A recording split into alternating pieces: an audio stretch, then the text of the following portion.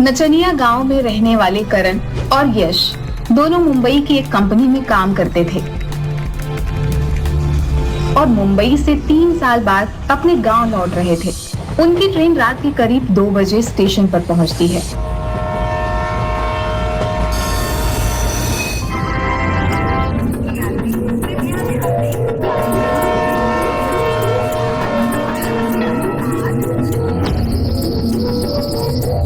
भाई करण, बहुत ठंड लग रही है यार।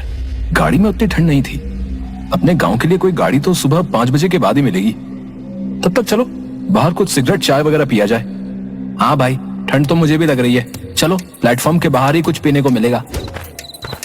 दोनों जैसे ही प्लेटफॉर्म से निकलते हैं कि बिजली चली जाती है।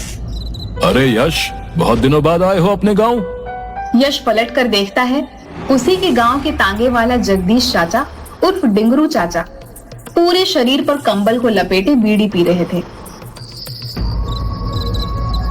अरे डिंगरू चाचा, कंबल लपेटे हो इसलिए पहचान नहीं पाए, लेकिन आपकी बुलंद आवाज से पहचान गए। आप इस समय यहाँ क्या कर रहे हो? सवारी लेने आए हो क्या? अरे बेटा, मेरा तो काम ही है।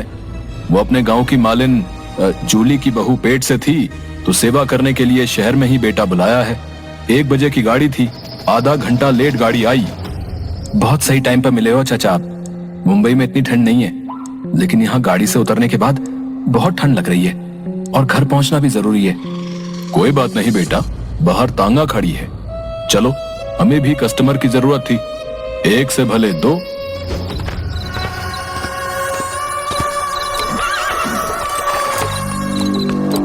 चाचा जल्दी चलो, नहीं तो ये सर्द रात की बर्फीली हवा हमारी जान लेकर ही जाएगी। चाचा 2 बीड़ी मिलेगी क्या? वो क्या है कि इतना ठंड है ना, बीड़ी पीकर ही कुछ गर्मी आएगी। सही कह रहे हो तुम, ये लो बीड़ी पियो। डिंगरू चाचा, तुम क्या समझे कि हम डर जाएंगे हैं? अरे हम दोनों को अगर रात में नींद नहीं आती थी तो कब्रिस्तान में हवा खाने निकल जाते थे।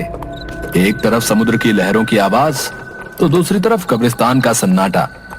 कभी कभी तो हम दोनों भूतों के साथ कब्र पर बैठकर रात भर ताश खेले, और जैसे तुम्हारे साथ बीड़ी के सुट्टे लगा रहा हूँ, उन लोगों के साथ भी लगाए हैं सुट्टे। अरे वाह, तुम दोनों तो काफी निडर हो।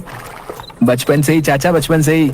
ये भूत प्रेत माया सब उनको भयभीत करते हैं जो कमजोर दिल के होते हैं। हाँ, क्या हुआ बेटा? एकाएक तुम दोनों ने बात करनी बंद क्यों कर दी? अब हम सोचे कि हमारी बातें सुनकर कहीं आप और ज्यादा न डर जाएं। और वो चाचा, ठंड ज्यादा ही लग रही है, इसलिए बोलने का मन नहीं कर रहा है। ठीक है, चलो तुम्हें वहां पर ले चलते हैं, कुछ गर्माहट बढ़ेगी। गांव अभी 13 किलोमीटर दूर है। ये तो गांव जाने का रास्ता नहीं लग रहा। किधर से ले जा रहे हो हमें? वो देखो आग की लपट, जी भर के हाथ सेक कर गर्माहट ले लो। अरे यश, ये कोई शमशान लग रहा है।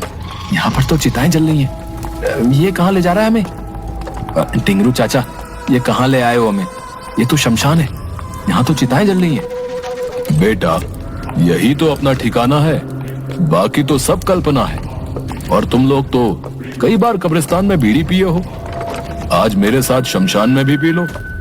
क्या चाचा, अभी हम तुमको डरा रहे थे, अब तुम हमें डरा रहे हो? वैसे बता दूं कि हमें भूतों से डर नहीं लगता। हाँ भाई यश, हमें तो डर लग रहा है यार।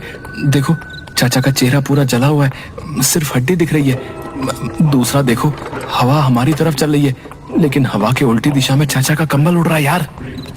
अरे हाँ, मुझे भी अभी याद आया, करीब 2.5 साल पहले मेरी बीवी का फोन आया था कि डिंगरू चाचा दिवाली के दिन फुलझड़ी जलाते समय चलकर जिंदा मर गए थे भाई।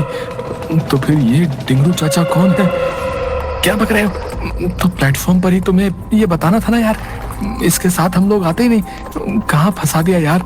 अरे भाई, वो देखो, चाचा के पांव भी उल्टे हैं। भाई हम लोग फंस चुके हैं यार, अब हमें यहाँ से भागना होगा। अरे यार, उस समय अगर याद रहता मुझे कुछ कि डिंगरू चाचा मर चुके हैं, तो मुझे शौक थोड़ी था कि भूत को रोककर अपनी मौत को बुलाऊं। हाँ यार, देखो ना, अभी मुझे याद आ रहा है कि मालिन जूली को मरे भी 1.5 साल हो गए, तो फिर ये किसे छोड़ने स्टेशन गया था? अरे तुम लोग क्या काना फूसी कर रहे हो? लो, आ गया अपना हीट एरिया, सेक लो अपना हाथ।